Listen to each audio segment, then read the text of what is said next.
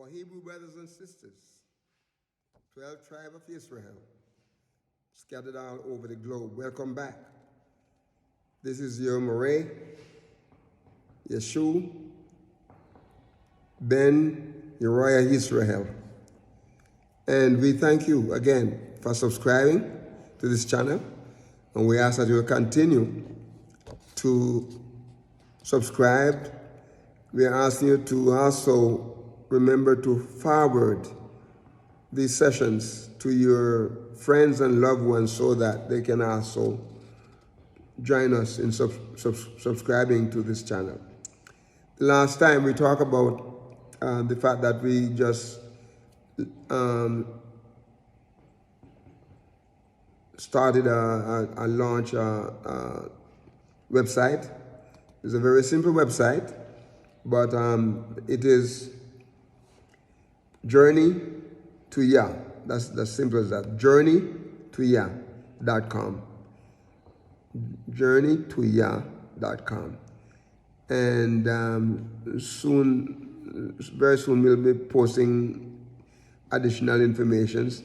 But right now, here, I don't know if you can see it from where you are, but I have, written it down here. I also put my PayPal account, PayPal link there, which is paypal.me/Joshua S129. So you have that there. Okay. All right. The last time in session E, we this is part 7, and the session that we dealt with was E. Okay, so we're part 7E, and we talk about verse, at least we stop at verse 10, and we're saying that we are to be still and know that YAHUAH is our Yah, right? He promised that he will be exalted among the heathen, and he will be exalted in the earth. So people who try to go against him, not going to win. Not going to win. They're going to have to bow before him. They're going to have to humble themselves before him. Now we're going to be dealing with the last verse in Psalm 46, and that's verse 11. And listen what it said here. Yah, the Yah, or YAHUAH of hosts, is with us. YAHUAH of Jacob, is our refuge. And he used the word again, Selah. Is it like a conclusion? It's forever. He is our refuge forever. He is our Yah forever. Now, I've gone ahead and make some notations here, because if we go back to verse 7, right? Remember, he talked about the YAHUAH of hosts. Okay? This is what he said here. And that's the only word we're going to deal with in the only word study we're going to be dealing with here. Okay. This is what he said. YAHUAH, let me read it in the King James Version, as he said, the Lord of hosts is with us. The God of Jacob is our refuge. Selah. Well, we know that we're using the word Lord is Yah, YAHUAH. He said his name shall be called YAHUAH. Right? And so, he is our refuge. Matter of fact, in verse 1, he says he's our refuge and strength and he's a very present help in trouble. Okay, now, the word host here, remember in verse 7 we talk about it, and we said it was Sabah, and it's the pronunciation is Sabah. And what it's saying here, that this word also is another pronunciation, another spelling of Sabah, which is the most usual or the most rendered verse when you're dealing with Yahuwah of hosts. Right? So the Sabah comes from 3 Hebrew letters that make up the word, and that is Sade, Bet, and Aleph. And then this Sabah, it comes from 4 Hebrew letters, right? Which would be Sade, Bet, Aleph, and He. Sade, Bet, Aleph, and He. Like I said, as we've seen in verse 7. Now, this word, as I said before in verse 7, means a mass of persons or things, especially for war, for campaign, an army, troops, hosts of heaven, hosts of angels. And so the following verses that I use them in verse 7, and I'm going to use them again here because they're related to the word host. Okay? Job, there's a verse I'm not going to talk about right here now, but I can give it to you. And this, I think it was Job 7:1. Job 7:1. Okay?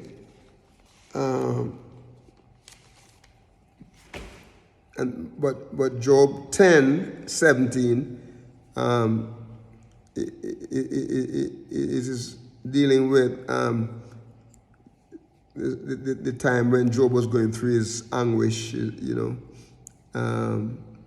was just like calamity came upon him, and he said, he talk about his changes, changes of war are against him.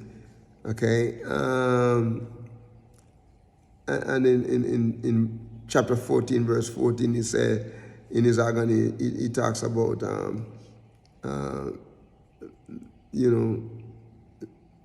due to his suffering and so on. He asked a question, if a man die, shall he live again? And it's like he answered the question, or the comment he made about that. He said, all his days, all the days of his appointed time, he said, I will wait till my change comes. So you know that Job have the assurance that if we are in him, if we are in Yah, we've been awakened and we die, we're going to live again. But you know what, though? We're going to live unto a life with him. It's an everlasting life, eternal life with him. Eternal joy and happiness with him. For the ones who have not been awakened and they die in his state, he died without Yah, then he's going to live again, but he's not going to experience the joy. He's going to live, and he's going to be in torment with the devil. So that's a verse there that a lot of people don't know.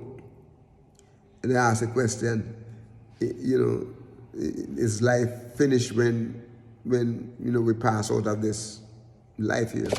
Does it finish? Will we live again? Well, for sure, we're going to live again. But we must make a decision where we want to be. Okay? Isaiah 40 verses 1 and 2. It deals with Yah's command to YAHUAH to comfort his people. He said, comfort my people. Speak comfortably to Jerusalem. And he said to cry aloud, cry unto her, that her warfare is accomplished, that her iniquity is pardoned. For she had received of Yah's hand double for all her sins. And in Daniel chapter 10 verse 1, it deals with Daniel's vision and also of the appointed time of fulfillment of that vision. And if you can read further down, it gives you a lot of history, a lot of information. But if you want to read beyond that verse, Daniel 10:1. But also the last verse that we're talking about here related to that host is Luke chapter 2 verse 13, because in this it deals with the multitude of heavenly hosts praising Yah at the birth. If you remember, praising Yah at the birth of Yeshua.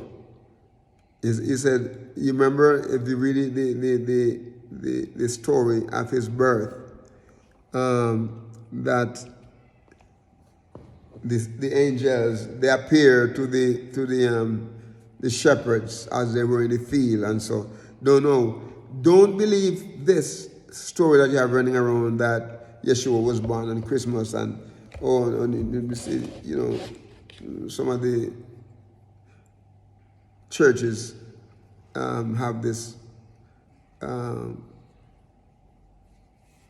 story with and have these pictures with the people gathering, the shepherd gathering, in the night. Yeshua is they're Jesus. I wouldn't say Yeshua because that was not him. He was born, but not the way they portray him. Okay, that on a cold winter night, shepherds in the field on a cold winter night. Let me say this, my brothers and sisters, in Israel, for thousands of years, Christmas time, is a pagan holiday. But that time of the year that they celebrate as Christmas was snowy. No shepherd going to be in the field in the snow. So don't listen to people who talk those foolishness. Yeshua was not born on a winter night. Okay? And if he was born on a winter night, no shepherd was in the field. But based on the story, we believe that he was born right around the Feast of Tabernacle, based on history and so on. So we see here that Yeshua was born, right? And the angels came and to make the announcement, and they were praising and they were happy for us, happy for the Hebrew Israelite people. So we stop here again, and let me encourage you to subscribe and encourage others to subscribe. And we thank you, and this is your Moreh Yeshua ben Uriah Israel. Walk with the King. Shalom.